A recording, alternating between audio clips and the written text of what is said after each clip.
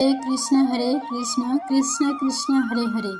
নমস্কার দর্শক বন্ধুরা, আমার এই ভক্তিমূলক চ্যানেলে জানাই সকলকে স্বাগত। আশা করছি ঈশ্বরের কৃপায় সবাই ভালো আছেন, সুস্থ আছেন।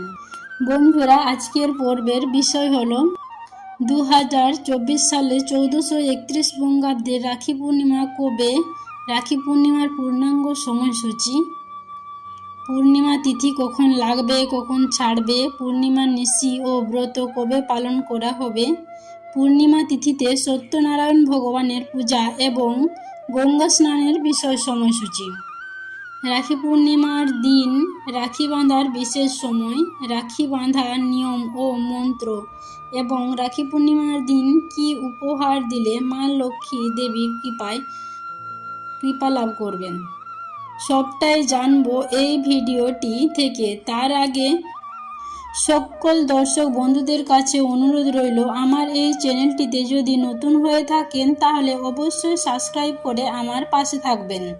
দর্শক বন্ধুরা, আসা যাক এবার মূল পর্বে। প্রতি বছর পূর্ণিমা তিথিতে পালিত হয় রাখি বন্ধন উৎসব। এই দিনে বোনেরা বা দিদিরা তার ভাই বা দাদাদের হাতে রাখি বেঁধে মিষ্টি খাওয়ায় এবং ভাই বা দাদা তার বোনকে রক্ষা করার প্রতিশ্রুতি দেয়। পৌরাণিক বিশ্বাস অনুসারে 100টি অপরাধ করার পর যখন শ্রীকৃষ্ণ পশুপালকে হত্যা করার জন্য যুদ্ধ করছিলেন, তখন শ্রীকৃষ্ণের তর্জনী কেটে রক্তপাত শুরু হয়েছিল। দ্রৌপদী তার শাড়ির আঁচলের একটি টুকরো ছিঁড়ে শ্রীকৃষ্ণের হাতে বেঁধে দেন। তখন শ্রীকৃষ্ণ দ্রৌপদীকে রক্ষা করার প্রতিশ্রুতি দিয়েছিলেন। এরপর ভরাসভায় শ্রীকৃষ্ণ দ্রৌপদীর বস্ত্র অপসারণের সময় তার দেওয়া প্রতিশ্রুতি অনুসারে ধৃতরাষ্ট্রের দরবারে দ্রৌপদীর সম্মান রক্ষা করেছিলেন। তখন থেকে এই উৎসব পালিত হয়ে আসছে বলে ধারণা করা হয়। ভাগবত পুরাণ ও বিষ্ণু পুরাণের ভিত্তিতে এটি বিশ্বাস করা হয় যে এটি বিষ্ণু যখন রাজা বালিকে পরাজিত করে 3 জগতের অধিকার নিয়েছিলেন, তখন বালি আশীর্বাদ স্বরূপ বিষ্ণুকে তার প্রাসাদে থাকার জন্য অনুরোধ করেছিলেন। ভগবান বিষ্ণু এই অনুরোধে রাজি হয়েছিলেন, কিন্তু ভগবান নিজের পরে আটকে গিয়েছিলেন। এমন অবস্থায় মা লক্ষ্মী কুবেরের পরামর্শ নিয়ে বালি রাজাকে ভাই বানিয়ে তার হাতে রক্ষাসূত্র বেঁধে দেয়। এতে বালি লক্ষ্মী দেবীকে কাঙ্ক্ষিত উপহার চাইতে বলেন। এরপর মা লক্ষ্মী বালি রাজার কাছ থেকে ভগবান বিষ্ণুকে চেয়ে নিয়েছিলেন এবং ভগবান বিষ্ণুকে নিয়ে বৈকুণ্ঠে ফিরে গিয়েছিলেন।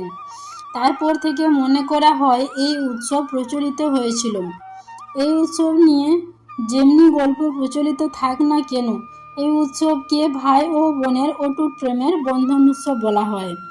2024 সালে রাখি পূর্ণিমার পূর্ণাঙ্গ সময়সূচি। পূর্ণিমা তিথি শুরু হবে 18ই আগস্ট 2024 এবং বাংলার পয়লা ভাদ্র 1431 রবিবার রাত 2:37 পর থেকে।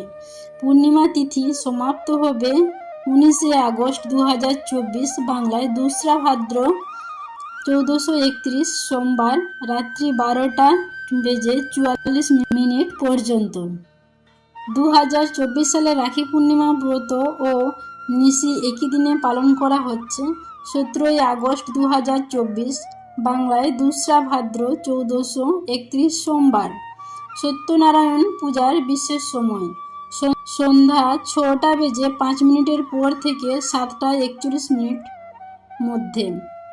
রাখি বাঁধার বিশেষ সময় হবে সকাল 7:30 পর থেকে 10:20 পর্যন্ত। আবার সকাল 11:47 পর থেকে 6:29 এর মধ্যে।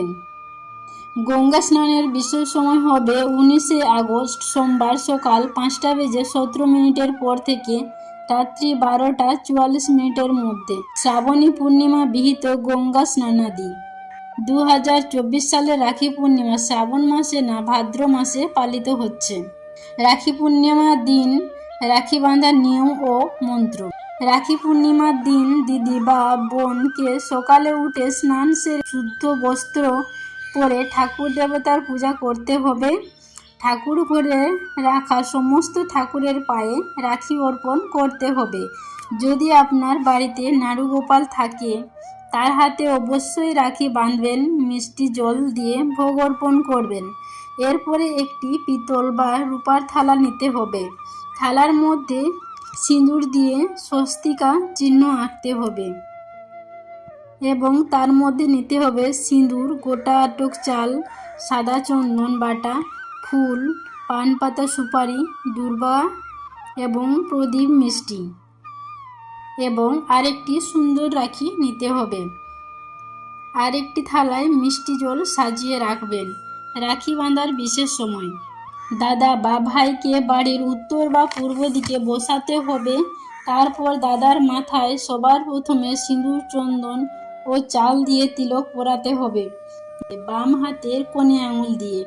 অনেক জায়গায় দই দিয়ে ফোঁটা দেওয়ার কথাও বলা হয়েছে। আপনি যেটা চাইবেন সেটাই করতে পারেন। এরপর দাদা বা ভাইয়ের আরতি করে নেবেন। এরপর তাকে ডান হাতে রাখি বাঁধবেন। যখন রাখি বাঁধবেন তখন তার বাঁধার মন্ত্র অবশ্যই বলতে হবে। রাখি বাঁধা হয়ে গেলে দাদা বা ভাইকে মিষ্টি খেতে দেবেন। দাদা হলে প্রণাম করবেন আর ভাই হলে আশীর্বাদ করবেন। এরপর সবথেকে বড় যে জিনিসটি হলো সেটি হলো উপহার দেওয়া।